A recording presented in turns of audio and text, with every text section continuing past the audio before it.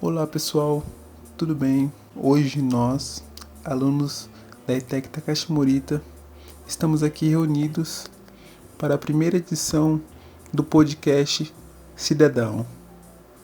Então vamos lá. No programa de hoje, iremos apresentar concepções filosóficas de Jürgen Habermas. Bom, vamos lá. Jürgen Habermas foi um filósofo e sociólogo alemão, integrante da famosa Escola de Frankfurt, instituição marxista criada por Theodor Adorno e Max Horkheimer, nos anos 60. O Instituto de Pesquisas Sociais foi criado em um contexto onde havia a ascensão do regime nazista, o que motivou ainda mais os questionamentos a respeito da sociedade. Adorno e Horkheimer desenvolveram o conhecimento base para a estruturação da linha de pensamento daquela iniciativa, a teoria crítica. Por meio desta, eles começaram a analisar as contradições presentes ao seu redor e teorizaram o fenômeno indústria cultural. Na indústria cultural, há uma implantação da necessidade de consumo na população. Mas de que forma isso acontece? Por meio da técnica associada à ideologia, gerando controle da grande massa, com o advento dos diversos meios de comunicação. A cultura de massa produzida por essa indústria é, de certa forma, empurrada à população, e a mesma passa a aderir práticas, consumir produtos, adotar modos de vida, tudo isso induzido pela alienação e persuasão desse sistema, processo altamente nocivo à capacidade crítica dos cidadãos. Por conseguinte, com a obra Dialética do Esclarecimento, Adorno e Horkheimer eram críticas incisivas a respeito do Iluminismo, movimento racionalista que dominou o mundo das ideias na Europa no século XVIII, por declararem o método científico desenvolvido a única forma de adquirir a verdade, abrindo portas para a dominação por meio da própria racionalização. Para Adorno e Horkheimer, o Iluminismo foi um projeto com pretextos libertários, porém fracassou no seu objetivo principal, e as consequências vieram século após. O movimento emancipatório gerou a universalização de certos conhecimentos estabelecidos pela lógica, da técnica e da tecnologia. Porém, fez com que diversos conhecimentos não universalizados se tornassem indispensáveis. O conhecimento passa a ser o poder gerado pela primazia da técnica, que causa subjugação e dominação do homem, o que faz completo sentido quando analisamos o aspecto social da época. Em meio à pobreza que assolava o povo alemão, Adolf Hitler, representante do Partido Nazista, ascendeu ao poder, sendo eleito democraticamente pelo povo. Joseph Goebbels, ministro do regime, utilizava da propaganda para manipular a população, demonstrando o poder da informação e do domínio da técnica. Por meio da ideologia, transforma o sujeito ativo em passivo, característica do fenômeno da indústria cultural. Além disso, a razão e a técnica foi utilizada a favor da barbárie, como o uso de judeus vivos para a realização de experimentos médicos altamente nocivos ao indivíduo. Portanto, estes filósofos construíam suas concepções baseadas no pragmatismo, corrente de ideias que basicamente tenta conciliar os sentidos, a questão da experiência com a razão e o método cartesiano do racionalismo, a fim de manter a criticidade e a não alienação.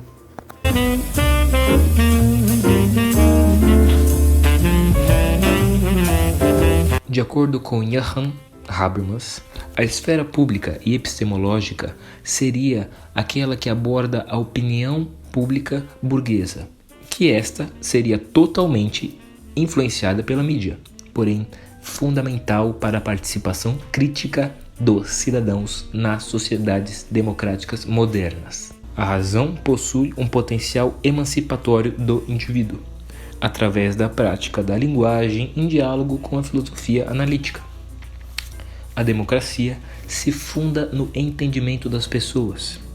A democracia, dentro dela, a discussão democrática é o entendimento pela compreensão racional, e a compreensão racional seria aquela onde os indivíduos abandonam suas paixões para obterem um consenso. A busca pelo diálogo e comunicação para o debate, juntamente com a construção de uma sociedade ética, seriam princípios totalmente necessários para que uma sociedade democrática seja construída. Dentro da teoria da modernidade, o direito democracia, Habermas propõe investigações sobre o caráter democrático e ético embutido na comunicação. Caráter político-democrático como elemento de controle social na sociedade de capitalismo tardio seria uma das características dentro de uma análise política da democracia e do Estado de Direito. O Estado de Direito seria aplicado para sociedades do capitalismo tardio, onde estas sociedades aplicariam métodos de resolução de aplicação de direitos para que pudessem compensar o sistema. Dentro da teoria da democracia deliberativa, Habermas propõe que esta seria totalmente contrária à democracia representativa, a democracia onde o voto seria o elemento único para a resolução das engrenagens do sistema, as engrenagens da sociedade. A teoria da democracia deliberativa é aquela onde a participação ativa dentro de si seria feita através do diálogo para chegarmos ao que já foi referido aqui, a um consenso. A democracia deliberativa é aquela onde há uma militância, há uma participação, há um funcionamento com base na atuação dos indivíduos nela. Habermas também propõe, na teoria da modernidade, duas esferas que coexistiriam na sociedade. A esfera do sistema, onde seria esta a reprodução material, a adequação dos meios aos fins, e o mundo da vida, onde a reprodução simbólica da linguagem, das redes de significados que estas se referem, seriam fatos objetivos, normas sociais, conteúdos subjetivos. O mundo da vida, por outro lado, seria o domínio social, que contrasta com sistemas funcionalizados. Portanto, a colonização do mundo da vida pelo sistema daria então ao surgimento do direito positivo, que reserva o debate normativo aos técnicos e especialistas, portanto restringindo parte da população para que pudesse ser feita uma espécie de segregação entre a esfera pública, entre a esfera dos indivíduos na sociedade e dentro da esfera política. Portanto, o direito é mediador do mundo da vida e o sistema. O direito é a ponte de comunicação entre a esfera política, a esfera pública e a esfera da sociedade civil.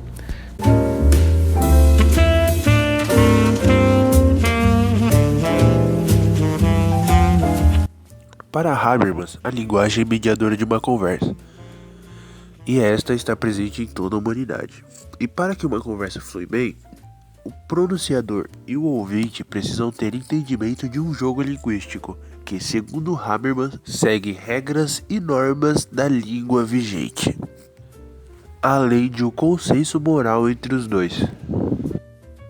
De modo geral, a ética do discurso propõe uma conversação coletiva, ou seja, de modo nenhum um indivíduo de maneira singular pode tomar uma decisão que afetará o coletivo.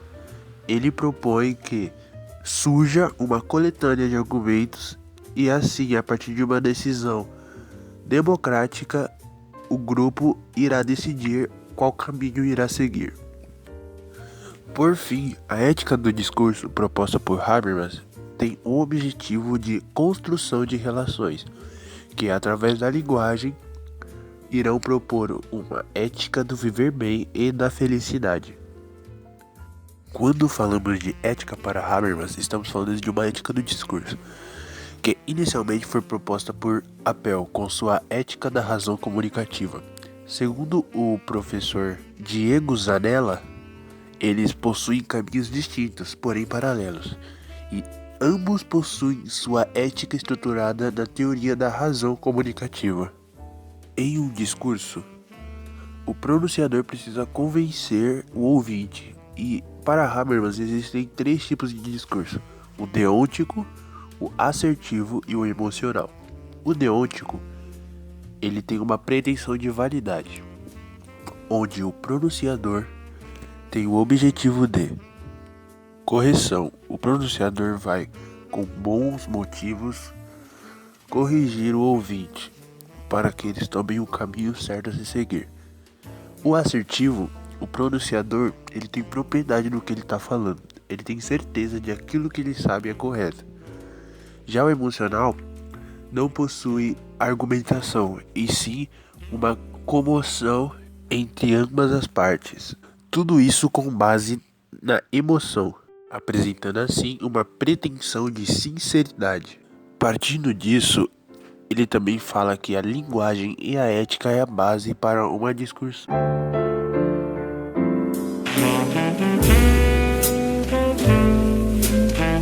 Apesar dos diferentes temas abordados na obra Teoria do Agir Comunicativo de Habermas, existe algo que é muito presente na sua obra, que se trata da razão, que é fundamental para o entendimento de suas teorias. Sendo o tema central de sua obra, a razão, ele busca formular um novo conceito através da análise linguística. Para formular um novo conceito de razão, Habermas deseja se distanciar desse conceito de razão que depende da atividade do sujeito que busca conhecer o agente, porque essa é conhecida como razão instrumental. E a razão instrumental, ela não proporciona uma reflexão objetiva sobre os fins do conhecimento, tanto que a ciência, na razão instrumental, se torna um instrumento de dominação, seja ideológica, científica ou política. A razão instrumental nada mais é do que praticamente igual à razão iluminista, que pregava que o avanço contínuo da ciência traria o progresso, e o progresso seria o sinônimo de felicidade. Porém, no começo do século XX, pôde-se provar o contrário, pois, como por exemplo nas guerras, foi possível ver que a ciência foi utilizada para construção de bombas atômicas, metralhadoras, tanques de guerra, sendo assim não trazendo o progresso e a felicidade que acreditava-se na razão iluminista, que é uma razão instrumental. Por outro lado, a razão que pode ser descoberta pela análise da atividade dos sujeitos que se comunicam através da linguagem é intersubjetiva e tem como único objetivo o entendimento, sendo assim possuindo uma estrutura com etapas distanciadas da razão instrumental. Habermas contrapõe-se então à ideia da razão instrumental e introduz o conceito de razão comunicativa, partindo da ideia de que nós, seres humanos, fazemos coisas com as palavras e que a linguagem se torna uma importante ferramenta de transformação. E ainda diz que é através da ação comunicativa que podemos transformar os aspectos objetivos e subjetivos e sociais do mundo. Com a razão comunicativa, Habermas propõe uma alternativa racional à razão instrumental, e através de uma ampliação e refinamento da própria ideia de razão, diferenciando dos principais pensadores de Frankfurt, como Adorno e Horkheimer, que procuravam alternativas fora do âmbito da racionalidade, como a arte e o amor. O conceito da razão comunicativa de Habermas pressupõe, portanto, uma diferenciação entre os mundos objetivo, subjetivo e social, e estas diferenciações para ele distinguem o pensamento moderno do modo de pensar mítico.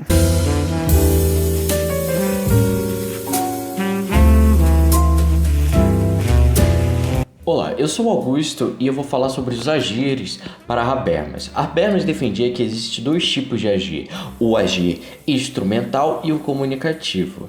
Começando pelo instrumental, nesse nós veremos onde é que o indivíduo vai utilizar de várias técnicas e modos para se ultrapassar ao outro e assim conseguir o seu interesse próprio. Então, ou seja, nesse tipo de agir, o objetivo ele acaba se sobressaindo sobre a interação entre os agentes. Por exemplo, alguém cujo qual sabe que tem uma outra pessoa a qual tem um amor ou um certo afeto por ele. E nesse momento, essa pessoa, ao saber desse afeto, ela começa a utilizar de várias técnicas, vários modos de manipulação para conseguir dessa pessoa algo que ela queira. Então, por exemplo, supondo que essa pessoa ao qual está apaixonada, ela tenha um emprego bom em uma empresa, e a pessoa cujo qual é o receptor dessa paixão deseja entrar nessa empresa. Então, a partir desse amor, ela vai utilizar de técnicas para manipular, que seria, no caso, o amor, essa pessoa para então conseguir o seu objetivo. Um outro exemplo seria numa empresa, cujo qual, no final do processo, é a fabricação de uma peça.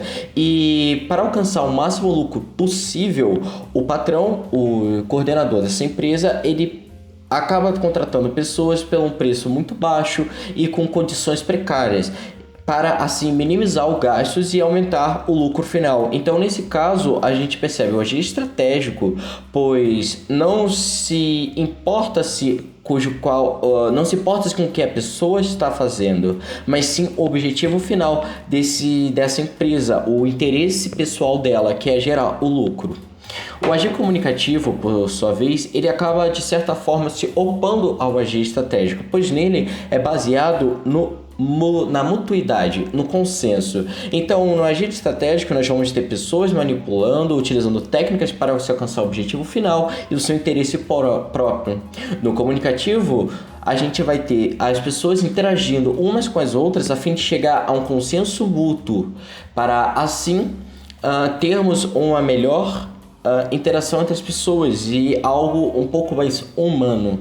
Nesse tipo de comunicação, Habermas defende que a principal meio vai ser a fala. E pela fala, nós podemos dizer e ressaltar 3 mundos que é perceptível durante a interação das pessoas. O primeiro mundo é o mundo cognitivo das coisas. Ele vai falar sobre o essencial, o objetivo. Ou seja, para mim comunicar com você, é necessário que você entenda o que eu estou falando. Isso é muito importante porque Habermas, na sua primeira infância, ele tinha alguns problemas de comunicação devido à sua voz e alguns problemas. Então, era muito difícil ele se fazer entendível para as pessoas. Então, deste modo, ele ressalta esse mundo que, por exemplo, se alguém que é mudo e se comunica através das libras, ele se comunica através das libras. Para essa comunicação dar certo, é necessário que a pessoa cujo qual ele está falando também reconheça as libras. Então, ou seja, no mundo objetivo das coisas, é necessário que as pessoas se compreendam por esse modo de falar. O segundo mundo é o mundo social das normas e instituições. Ele vai falar o que é se esperado no ambiente social, ou seja, tomando o exemplo de um trabalho sendo apresentado de uma escola, é esperado que o aluno, ao apresentar esse trabalho, ele tenha uma postura formal e não utilize, por exemplo, gírias e palavras chulas durante essa apresentação. E a partir do momento em que o avaliador, o professor, ele percebe que essa expectativa não está sendo respeitada, a gente vai ter então uma penalidade, que seria então a diminuição da nota desse aluno. Então, ou seja, no mundo subjetivo das vivências, no mundo social das normas e instituições, ele vai falar sobre essas expectativas de interação entre os agentes. E o último seria o mundo subjetivo da vivência dos sentimentos, pautado na ideia onde é que na interação as pessoas deixam marcas próprias delas, que dizem muito a respeito sobre a própria vivência e os sentimentos dela. Por exemplo, ao falar ou ao se comunicar com alguém que tem um sotaque, vamos supor, de Minas, nessa comunicação você entende, mesmo não sabendo que ela é de Minas, pelo sotaque você entende que ela é de Minas. Então, sabendo que ela é de Minas, provavelmente ela irá carregar com isso hábitos mineiros. Ou, por exemplo, então alguém que não esteve ou não teve a possibilidade de ter um bom ensino médio, ou um bom ensino médio ou fundamental. E nessas pessoas ela vai trazer vários erros de língua, vícios de linguagem. Então deixa claro a bagagem que essa pessoa tem durante a fala e a comunicação.